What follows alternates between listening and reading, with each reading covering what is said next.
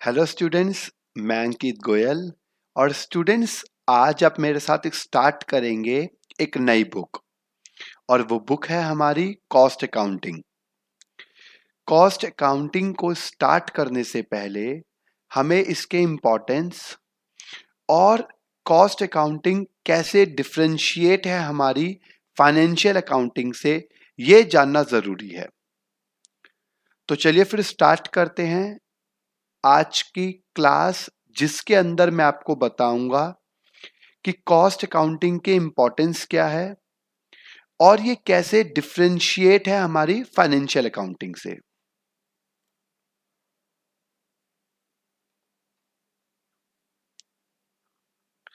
सबसे पहले आज जो हम बुक स्टार्ट कर रहे हैं वो है कॉस्ट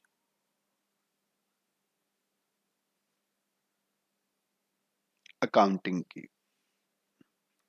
आज जो हम बुक स्टार्ट कर रहे हैं वो है कॉस्ट अकाउंटिंग की, और इसके अंदर हम शुरू करेंगे चैप्टर नंबर 1, जिसको हम बोलते हैं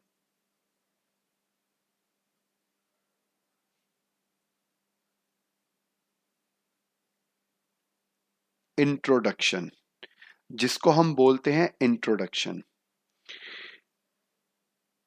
देखिए, हमने कॉस्ट अकाउंटिंग को स्टार्ट करने से पहले ये जानना जरूरी है कि कॉस्ट अकाउंटिंग और फाइनेंशियल अकाउंटिंग में डिफरेंस क्या है। Difference between cost accounting and financial accounting. क्योंकि अगर आपको डिफरेंस समझ में आ गया तो आपको ऑटोमेटिकली इसकी इंपॉर्टेंस समझ में आ जाएगी, और आगे के जितने भी कॉन्सेप्ट हैं कहीं ना कहीं वो भी बहुत आराम से और इजी वे में समझ में आने लग जाएंगे। ठीक है, तो चलिए फिर सबसे पहले मैं आपको इन दोनों के बीच में डिफरेंस बताऊंगा, कॉस्ट अकाउंटिंग और फाइनेंशियल अकाउंटिंग का। और एक चीज कि कॉस्ट अकाउंटिंग जो है वो जो इम्पोर्टेंट रोल प्ले करता है हमारे बिजनेस में, वो कैसे करता है।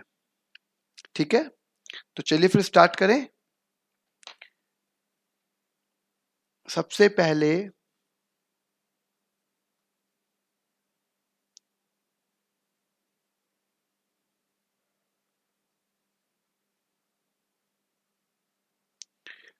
Difference between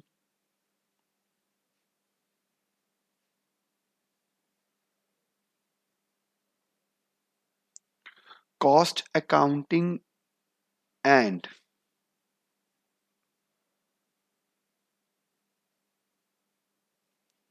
financial accounting. Difference between cost accounting and financial accounting. देखिए, पहले तो मैं आपको वर्बली बता रहा हूं और उसके बाद मैं आपको लिखकर भी पूरा एक्सप्लेन करूंगा इसको। कॉस्ट अकाउंटिंग जो है वो एक तरीके से एस्टिमेशन होता है किसी भी चीज का। किसी भी काम को करने से पहले जब हम उस काम की एस्टिमेशन, कॉस्ट और इनकम को कैलकुलेट करते हैं, उसे हम बोलते हैं कॉस्ट अकाउंटिंग।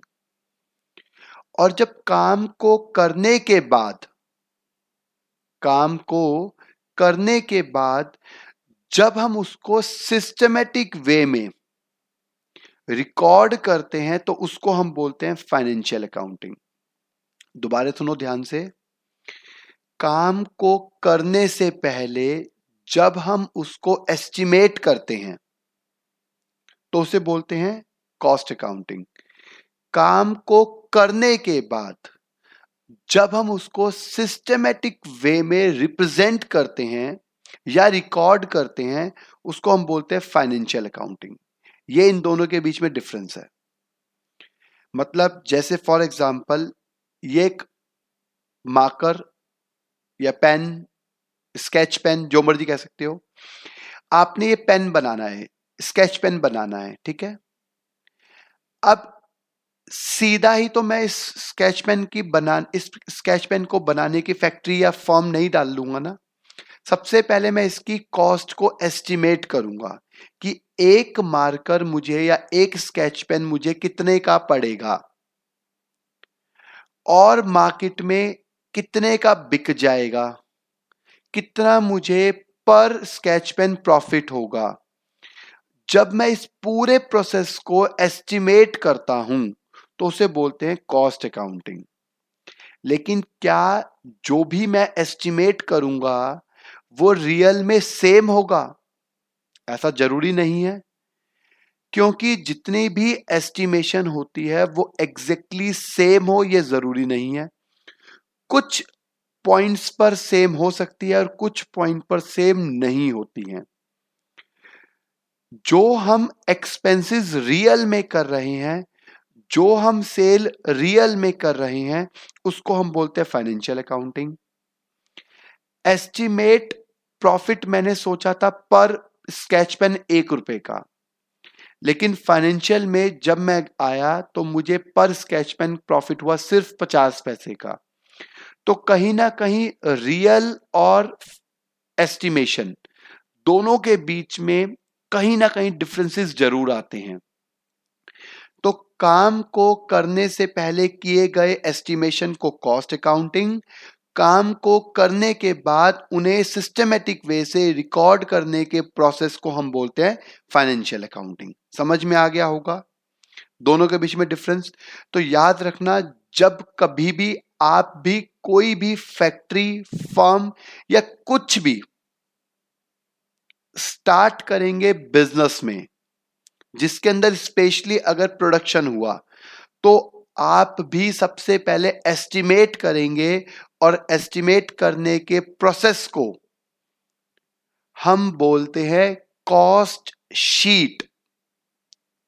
मैंने देखो आपकी स्क्रीन पर गिवन है चैप्टर 1 इंट्रोडक्शन और नीचे ब्रैकेट में लिखा हुआ है कॉस्ट शीट, क्योंकि जब भी हम किसी चीज को एस्टिमेट करेंगे तो उस एस्टिमेशन का एक पूरा प्रोसेस होता है, वो मैं आपको लिख के बताऊंगा, और उस प्रोसेस का नाम है कॉस्ट शीट।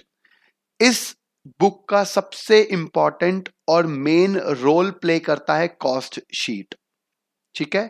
तो चलिए फिर एक बार डिफरेंस लिख लेते हैं जो मैंने बोला है, सो दैट अगर आपके एग्जाम में आए तो आप उसको अच्छे से कर पाएंगे।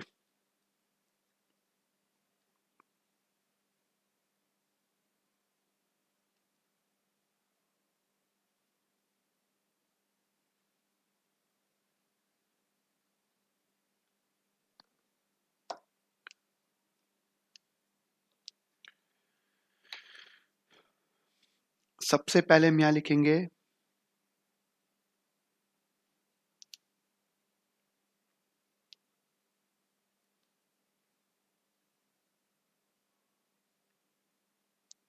कॉस्ट अकाउंटिंग और यहां लिखेंगे हम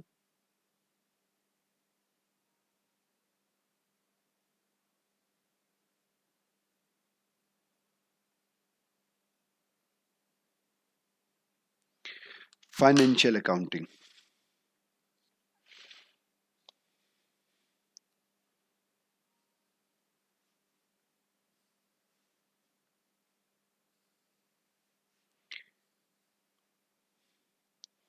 cost accounting and financial accounting. तो सबसे पहले एक्सप्लेनेशन शुरू करते हैं हम कॉस्ट अकाउंटिंग। कॉस्ट अकाउंटिंग होती क्या है, याद रखना,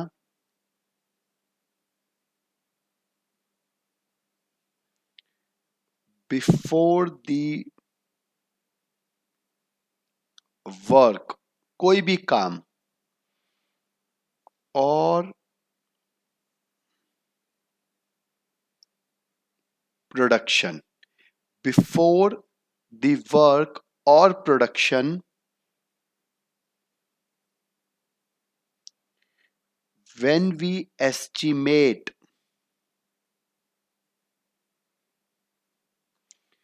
when we estimate the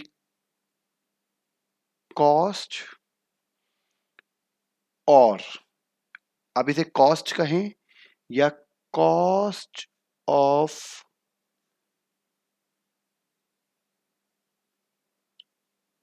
production कहें, आप इसे कॉस्ट कहें या कॉस्ट ऑफ प्रोडक्शन कहें, is called cost accounting.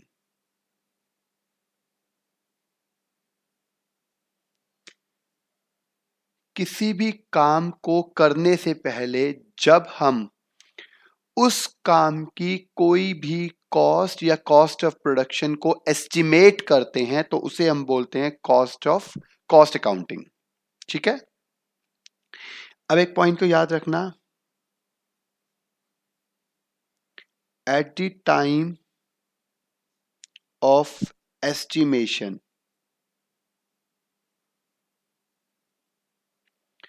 at the time of estimation we just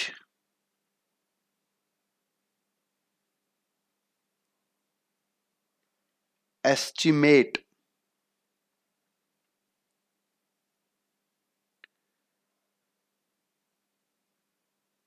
firm's profit or loss, we just estimate firms या फिर कंपनी प्रॉफिट और loss, but it's depends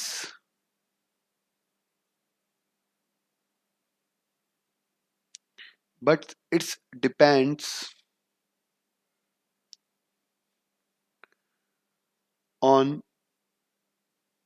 real or actual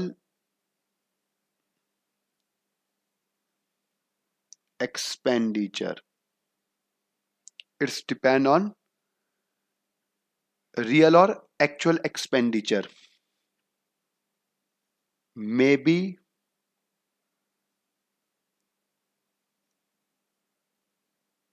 it will be same or not,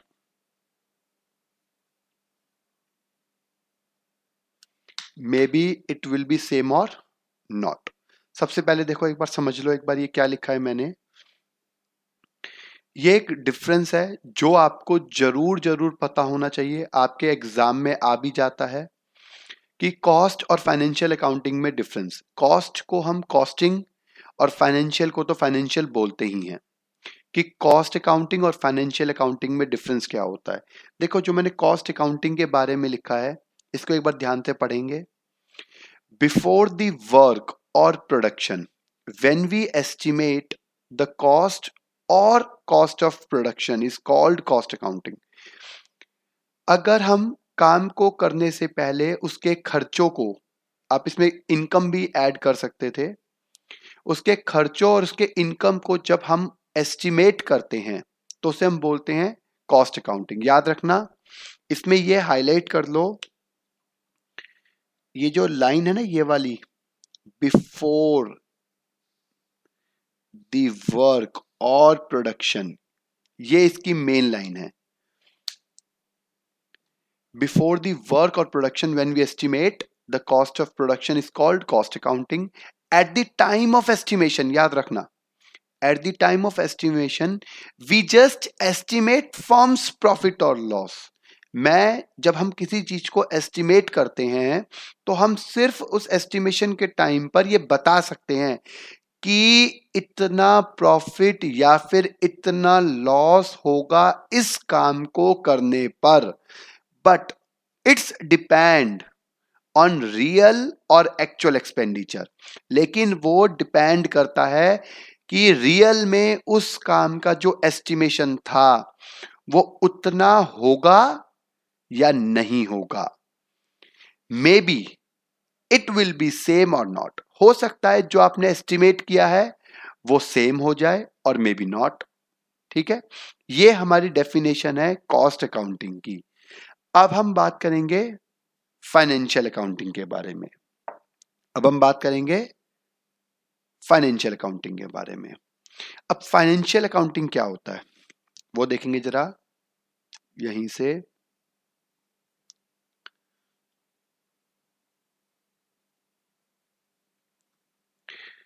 after the expenses, after the expenses or income, after the expenses or income, when we record, after the expenses or income, when we record all the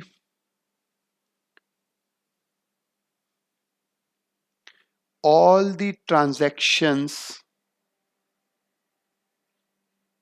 with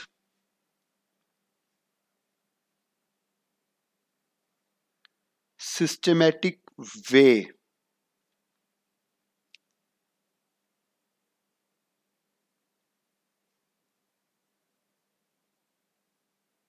in the forms of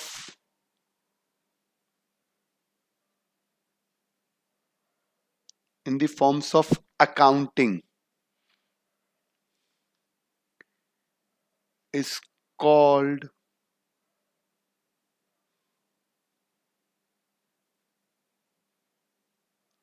financial accounting। पहले तो यहां तक देखेंगे हम। After all the expenses और income, when we record all the transactions with systematic way in forms of accounting is called financial accounting। इसमें highlight करने वाला पॉइंट जो है वो ये है। अगर हम बात करें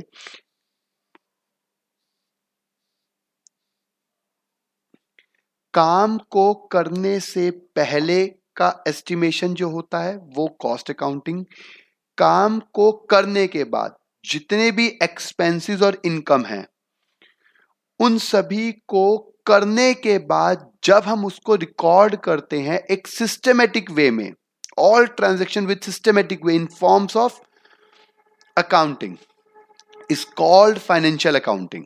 समझ में आ गया? Is called financial accounting. इसके आगे छोटा सा बस प्रॉफिट का पॉइंट और लिख लेते हैं एक।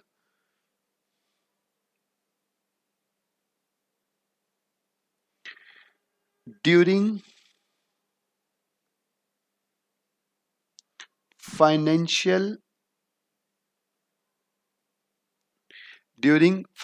accounting we can find firms, या फिर आप फर्म्स कहें या कंपनी कहें वो आपके ऊपर है। During financial accounting we can find firms और कंपनीज। एग्जैक्ट, इस पॉइंट को जरूर हाईलाइट करना, एग्जैक्ट प्रॉफिट और लॉस। इस पॉइंट को तो स्पेशली वर्ड को हाईलाइट करेंगे हम। क्यों? क्योंकि अगर हम बात करें, अगर यहां पे देखेंगे दोनों के बीच में डिफरेंस समझो अब एक बार। ड्यूरिंग फाइनेंशियल अकाउंटिंग, क्योंकि मैंने सारी की सारी एंट्री करने के बाद या सारे के सारे इनकम और एक्सपेंडिचर्स को करने के बाद उसको एक सिस्टमेटिक वे में रिप्रेजेंट किया है। आपको याद होगा, आप सभी ने किया है, स्पेशली फर्स्ट ईयर के अंदर फाइनेंशियल अकाउंटिंग के अंदर या 11th के अंदर भी किया है। Trading P&L and balance sheet याद है, जिसे हम फाइनल अकाउंट बोला करते हैं, जिसमें पहले ट्रेडिंग अकाउंट, फिर P&L और फिर बैलेंस शीट। एक एक एंट्री को हम सिस्टमेटिक वे में लिखते जाते हैं और पहले हम ग्रॉस प्रॉफिट निकालते हैं, फिर नेट प्रॉफिट निकालते हैं और उससे हम बैलेंस शीट मैच करते हैं। अगर हमारी एक भी एंट्री आगे पीछे हो गई, आगे पीछे का मतलब ऊपर नीचे या गलत हो गई, तो हमारा बैलेंस शीट मैच नहीं होती थी। अगर हमने सारी एंट्री सिस्टमेटिक वे से सही सही से करते गए हैं तो हमारा कंफर्म एग्जैक्ट प्रॉफिट और लॉस को हम बता देंगे इसके अंदर, क्योंकि सारे एक्सपेंसेस और इनकम कर चुके हैं। लेकिन यहां पर तो एस्टिमेट कर रहे हैं, और एस्टिमेशन कभी भी एग्जैक्ट हो भी सकता है और नहीं भी, सिर्फ हाँ भी नहीं बोल सकता और सिर्फ ना भी नहीं बोल सकता। लेकिन बहुत सारे ऐसे भी एक्सपेंसेस होते हैं जिनको हम एस्टिमेट कर ही नहीं पाते हैं, तो वो यहां पर काम नहीं करते। तो इसका मतलब जो मेरा प्रॉफिट होगा वो मे बी, इस मे बी को भी हम हाईलाइट कर लेते हैं, शायद। मे बी मतलब शायद, शायद वो प्रॉफिट हमारा सेम हो और ना भी हो। मे बी हमारा वो प्रॉफिट सेम हो और ना भी हो। ठीक है, ये हमारा सबसे पहले मैंने आपको बता दिया है इंट्रोडक्शन के टाइम पर कॉस्ट अकाउंटिंग और फाइनेंशियल अकाउंटिंग में डिफरेंस समझ में आ गया। अब इसके बाद इसकी अब हम बात नहीं कर रहे, अब हम इसी की बात कर रहे हैं। कॉस्ट अकाउंटिंग में जब भी हम अपने खर्चों को एस्टिमेट करेंगे, कॉस्ट अकाउंटिंग में जब भी हम अपने खर्चों को एस्टिमेट करेंगे, तो खर्चों को एस्टिमेट करने के तरीके होते हैं चार। खर्चों को एस्टिमेट करने के तरीके होते हैं चार। अब जरा वो हम यहां पे डिस्कस करते हैं। ये बात आपने भी याद रखनी है हमेशा।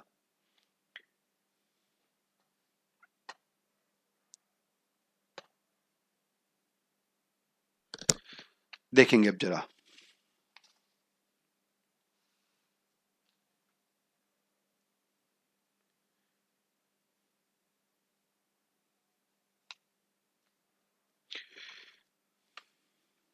यहां पर है, ध्यान से देखेंगे।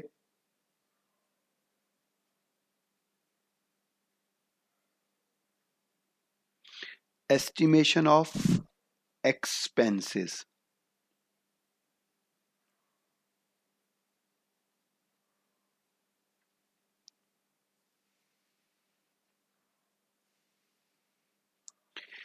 एस्टिमेशन ऑफ एक्सपेंसेस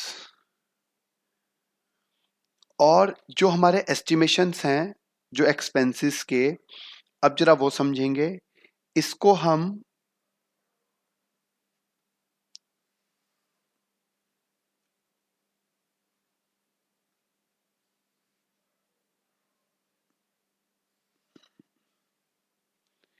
अलग अलग चार पार्ट्स में लिखते हैं। Part number 1, 2, 3 and 4। पूरी पूरी कॉस्ट अकाउंटिंग को हम हमेशा चार अलग अलग एक्सपेंसेस के वे में पढ़ते हैं, हमेशा चार अलग अलग एक्सपेंसेस। अब वो कौन कौन से हैं जरा उसको हम ध्यान से देखते हैं। सबसे पहला एक्सपेंसेस जिसको हम बोलते हैं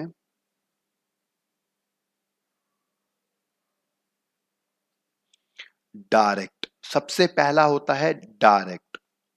ठीक है, सेकंड नंबर पे आता है हमारा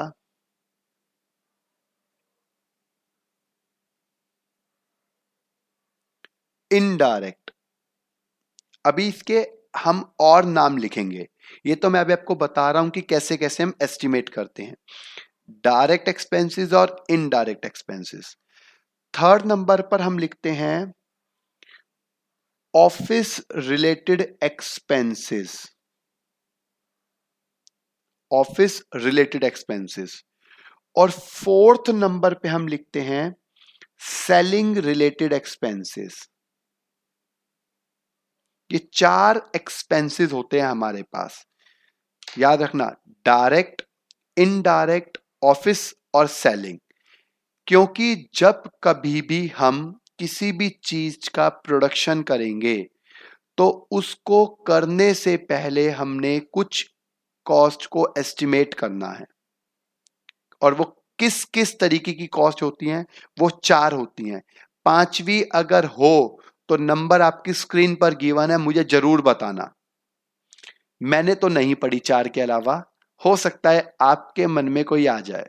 ठीक है, चलिए अब इन चारों को हम किस नाम से लिखते हैं, सबसे पहले देखेंगे। इस डायरेक्ट को हम लिखते हैं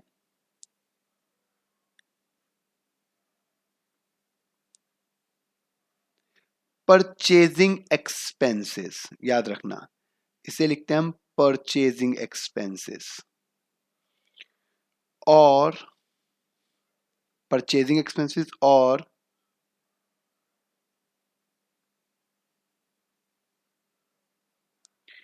मैन्युफैक्चरिंग एक्सपेंसेस। हम इसे लिखते हैं परचेजिंग एक्सपेंसेस और मैन्युफैक्चरिंग एक्सपेंसेस।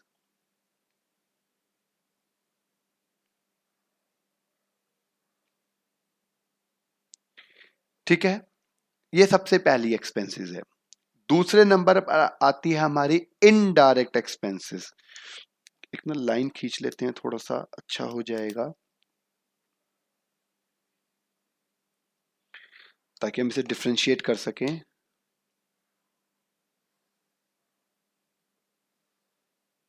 ठीक है, देखिए सेकंड नंबर पर है हमारा इनडायरेक्ट एक्सपेंसेस। और इनडायरेक्ट एक्सपेंसेस को हम बोलते हैं, याद रखना,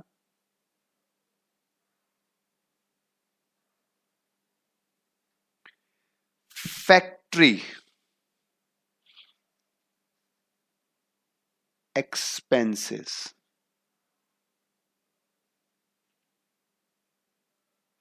फैक्ट्री एक्सपेंसेस। और ऑफिस वाले को हम बोलते हैं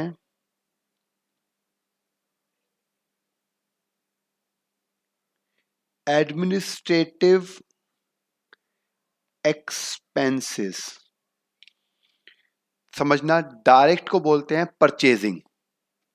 जितने भी एक्सपेंसेस होते हैं जो मैंडेटरी हैं, इग्नोर कर ही नहीं सकते। मैंने बोला मुझे ये पेन बनाना है, मुझे ये पेन बनाना है। अब इस पेन को बनाने के लिए मटेरियल तो चाहिए, लेबर चाहिए। अगर मेरे पास ये सामान, सपोज करो ये जो मटेरियल है ये मैं इंपोर्ट करता हूं फ्रॉम मुंबई, तो मुंबई से यहां तक लाने के लिए खर्चा चाहिए, ट्रांसपोर्टेशन कॉस्ट। तो जो खर्चे मेरे मैंडेटरी हैं, जिसको हम इग्नोर नहीं कर सकते, उसको हम बोलते हैं डायरेक्ट एक्सपेंसेस। अब है इनडायरेक्ट एक्सपेंसेस, जो हमारी फैक्ट्री से रिलेटेड खर्चे होते हैं। ये सारे के सारे खर्चे होंगे फैक्ट्री में। देखिए फैक्ट्री तो अब है, क्या आज से 100 साल पहले भी क्या फैक्ट्री होती थी? पहले हैंडमेड चीजें बनती थी। ये वो एक्सपेंसेस हैं जो आज की जरूरतें हैं, कंपल्सरी नहीं है। ठीक है, डायरेक्ट को कंसीडर करते हैं हम मैंडेटरी के रूप में। ये खर्चे हैं आज की बेनिफिट्स के खर्चे। मुझे पेन को बनाना है, जल्दी से बनाना है, नए डिजाइन से बनाना है, फैक्ट्री डाल दी है, मशीनें लगा दी हैं, तो उससे जो हम बनाते हैं दैट इज इनडायरेक्ट एक्सपेंसेस। ठीक है, अब मैं अगर उस फैक्ट्री का ऑनर हूं तो मैं कहां बैठूंगा? मेरे को एक ऑफिस चाहिए, तो ऑफिस का जो खर्चा होगा वो यहां पर ऑफिस से रिलेटेड, तो वो इसमें जाएगा। ऑफिस के अंदर जैसे सपोज करो मैनेजर है, डायरेक्टर है, ऑडिट ऑडिट होती है, ये सब खर्चे जाएंगे हमारे ऑफिसेज में। टेलीफोन है, फर्नीचर है, ये सब हमारे इसमें जाएंगे। और सामान, अब मैंने ये मटेरियल बनाना है, ये पेन बनाना है, यहां बनाना शुरू किया, फैक्ट्री में लेके गया, इसको फिनिश करा, ऑफिस में उसका सारा मैनेजमेंट वर्क संभाला, और लास्ट में मैंने उसका सेलिंग, उस पेन को कहां कहां पर बेचना है, इसके लिए मैंने करा डिस्ट्रीब्यूशन एक्सपेंसेस। इसके लिए करा मैंने डिस्ट्रीब्यूशन एक्सपेंसेस। तो हम अपने इन एक्सपेंसेस को इन अलग अलग नामों से रिप्रेजेंट करेंगे यहां पर। याद रखना, जो डायरेक्ट होंगे उनको परचेजिंग के नाम से, इनडायरेक्ट वालों को फैक्ट्री के नाम से, ऑफिस वालों को एडमिनिस्ट्रेटिव के नाम से और सेलिंग को डिस्ट्रीब्यूशन के नाम से रिप्रेजेंट करेंगे। और आपने भी ऐसे ही करना है। इनके अंदर बहुत सारे अलग अलग खर्चे आते हैं। थोड़ा थोड़ा सा बता रहा हूं, कुछ कुछ लिख रहा हूं जो आपको समझ में आ जाएगा। कुछ लिख लेते हैं हम यहां पर। इसमें आने वाले खर्चे कौन कौन से हैं परचेजिंग से रिलेटेड, जिसे हम बोलते हैं डायरेक्ट मटेरियल।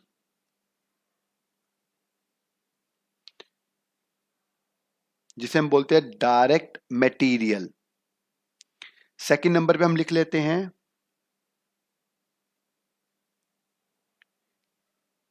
Carriage inward. ये वो खर्चे बता रहा हूं जो करने जरूरी होते हैं, जिसे हम एक तरीके से फ्रेट भी बोल देते हैं। एक मैंने बताया है आपको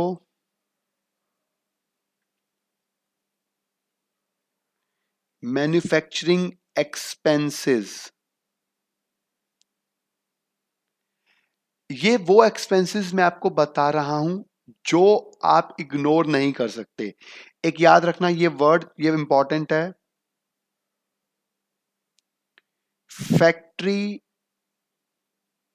डायरेक्ट एक्सपेंसेस। ये इंपॉर्टेंट है, ये बच्चा कंफ्यूज हो जाता है। फैक्ट्री अगर आपके पास है और उस फैक्ट्री के अंदर कुछ एक्सपेंसेस है जो मैंडेटरी है, तो वो भी हमें यहीं पर आएंगे। ठीक है, डायरेक्ट का पार्ट होता है वो। तो ये कुछ नाम मैंने आपको बता दिए। जो एक इसमें वेजेस, ये तो हम भूल ही नहीं सकते, या फिर वेजेस एंड सैलरीज। ये वो मैं एक्सपेंसेस बता रहा हूं जिसको हम भूल नहीं सकते हैं। ये डायरेक्ट एक्सपेंसेस होते हैं। ठीक है, आपको याद रखना है। इन एक्सपेंसेस को याद रखते हुए और इस पार्ट को याद रखते हुए, जो इंट्रोडक्शन के नीचे मैंने लिख रखी है कॉस्ट शीट, आपकी स्क्रीन पर देखेंगे चैप्टर 1 इंट्रोडक्शन के नीचे मेंशन है कॉस्ट शीट। इन्हीं सबको एस्टिमेट करने के बाद वो तैयार होगी। तो ये समझना बहुत जरूरी है इसीलिए। ठीक है, जो मैं बता रहा हूं ये याद रखना। अब हम बात करते हैं कुछ इनके, कुछ कुछ नाम लिख रहा हूं, बाकी नाम हम पूरे तो बाद में लिखेंगे जब कॉस्ट शीट कराएंगे। यहां पर देखेंगे फैक्ट्री में खर्चे कौन कौन से होते हैं। सबसे पहले जो भी मेरे इनडायरेक्ट खर्चे हैं, चाहे वो इनडायरेक्ट मटेरियल्स का हो, या भी सबके एग्जांपल देके बताऊंगा मैं आपको, इनडायरेक्ट लेबर हो या वेजेस कह सकते हैं, इनडायरेक्ट वेजेस, डेप्रिसिएशन हो, फैक्ट्री डेप्रिसिएशन, पावर हो। याद रखना, पावर और लाइट इन दोनों में डिफरेंस होता है। बहुत सारे बच्चे बोलते हैं सर एक ही तो मतलब है, नहीं। पावर होता है पर्टिकुलर मशीन्स को चलाने के लिए। मेरी फैक्ट्री है और मेरी फैक्ट्री के अंदर 50 किलोवाट की मशीन है, तो वो नॉर्मल लाइट से नहीं चलेगी, उसके लिए पावर चाहिए, अलग से पूरा प्लांट लगेगा पावर का। और लाइटिंग तो मेरी इन्वर्टर से जनरेटर से भी चल जाएगी। समझ में आ गया? तो पावर और लाइटिंग में डिफरेंस होता है। लाइटिंग यहां की भी हो सकती है और यहां की भी हो सकती है। अगर फैक्ट्री लिखा है तो फैक्ट्री की, और अगर ऑफिस लाइटिंग लिखी है तो ऑफिस की। आगे समझ में? ऐसे ही नेक्स्ट है हमारे पास कंज्यूमेबल स्टोर। कंज्यूमेबल स्टोर, ये वो कुछ नाम लिख रहा हूं जो हमें चाहिए होते हैं फैक्ट्री के लिए। इसके बाद है हमारा एक हॉलेज।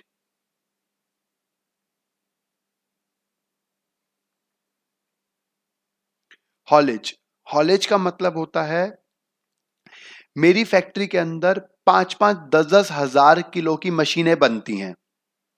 मेरी फैक्ट्री के अंदर 5-5, 10-10 हजार किलो की मशीनें बनती हैं। तो बताओ, अगर मुझे एक जगह से दूसरी जगह उस मशीन को रखना है या लेके जाना है, तो 5,000 किलो की मशीन को मैं लेके कैसे जाऊंगा किसी दूसरे प्लेस पर?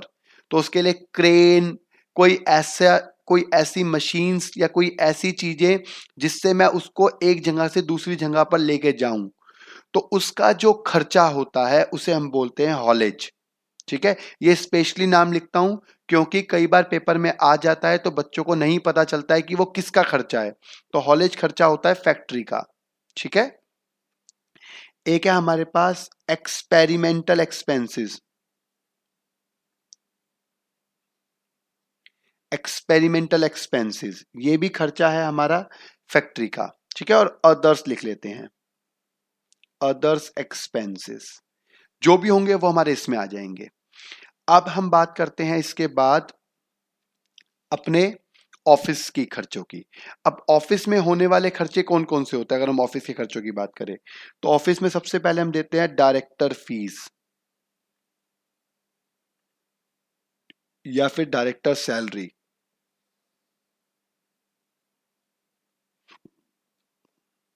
डायरेक्टर फीस या डायरेक्टर सैलरी। नेक्स्ट है manager salary.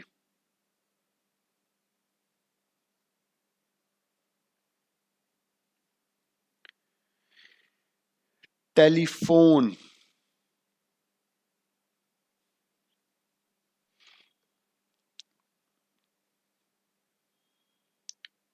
Postage and Telegram,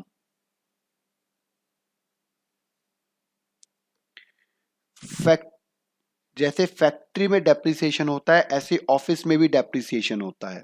office depreciation, क्योंकि फर्नीचर तो ऑफिस में भी होता है और फैक्ट्री में मशीन्स होती हैं, तो मशीन के ऊपर जो कंसीडर किया जाएगा वो फैक्ट्री का डेप्रिसिएशन, और जो ऑफिस में फर्नीचर के ऊपर किया जाएगा वो ऑफिस का डेप्रिसिएशन। ठीक है, इसमें लिख सकते हैं हम ऑडिट फी।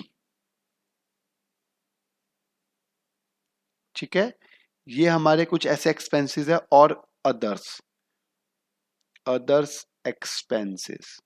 ठीक है, ये हमारे ऑफिस से रिलेटेड खर्चे होते हैं जिसे हम एडमिनिस्ट्रेटिव खर्चे बोलते हैं। एंड लास्ट है मेरे पास डिस्ट्रीब्यूशन एक्सपेंसेस। अब डिस्ट्रीब्यूशन एक्सपेंसेस में कौन कौन से होंगे जरा उसकी बात करते हैं। डिस्ट्रीब्यूशन में आ जाएंगे सबसे पहले, अगर हम बात करेंगे ट्रैवलिंग एक्सपेंसेस।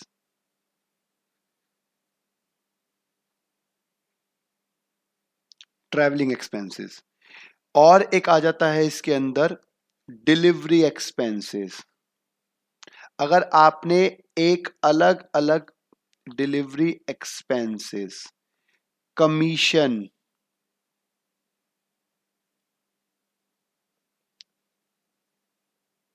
कैरेज आउटवर्ड, ये वो खर्चे हैं जो हमारे यहां पर डिस्काउंट,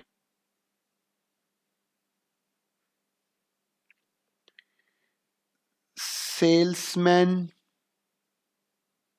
सैलरी, ये वो सारे खर्चे हैं जो हमारे इससे रिलेटेड आते हैं। तो देखिए, जब हम अगर हम बात करते हैं एस्टिमेशन ऑफ एक्सपेंसेस की, तो अब यहां पे ध्यान से समझेंगे जल्दी से। जब हम एस्टिमेशन की बात करेंगे तो हमने 4 एक्सपेंसेस को एस्टिमेट करना है, डायरेक्ट, इनडायरेक्ट, ऑफिस और सेलिंग। अब इन चारों को एस्टिमेट करने के लिए हमने अलग अलग नाम से इन्हें रिप्रेजेंट करते हैं, क्योंकि कॉस्टिंग के अंदर हर किसी का एक अपना मतलब और अपना नाम है। डायरेक्ट को परचेजिंग, इनडायरेक्ट को फैक्ट्री, ऑफिस को एडमिनिस्ट्रेटिव और सेलिंग को डिस्ट्रीब्यूशन। इन नामों से हम इसको रिप्रेजेंट करते हैं। और यहां पर मैंने कुछ एक्सपेंसेस बता दिए हैं जो इन चारों से रिलेटेड हैं। ठीक है, तो ये चारों एक्सपेंसेस हमारे यहां पर इस हेड में आएंगे। इन सब को जब एक सिस्टमेटिक वे से हम रिकॉर्ड करना शुरू करेंगे तो उस पूरे प्रोसेस को हम बोलेंगे कॉस्ट शीट। वहां से हमारा मेन चैप्टर और मेन कॉन्सेप्ट स्टार्ट होगा कॉस्टिंग का। समझ में आ गया? अभी तक मैंने आपको जो बताया है ये सिर्फ और सिर्फ बताया गया है कि हम लोगों ने कॉस्टिंग को स्टार्ट कैसे करना है और कॉस्टिंग कैसे डिफरेंशिएट होती है फाइनेंशिंग से। समझ में आ गया है? तो आज के लिए यहीं तक। नेक्स्ट क्लास के अंदर मैं आपको बताऊंगा कॉस्ट शीट और उसके ऊपर न्यूमेरिकल्स। ठीक है, तो चलिए अब मिलेंगे नेक्स्ट क्लास में। यहां तक अगर किसी को कोई डाउट हो तो मुझसे जरूर जरूर डिस्कस करें।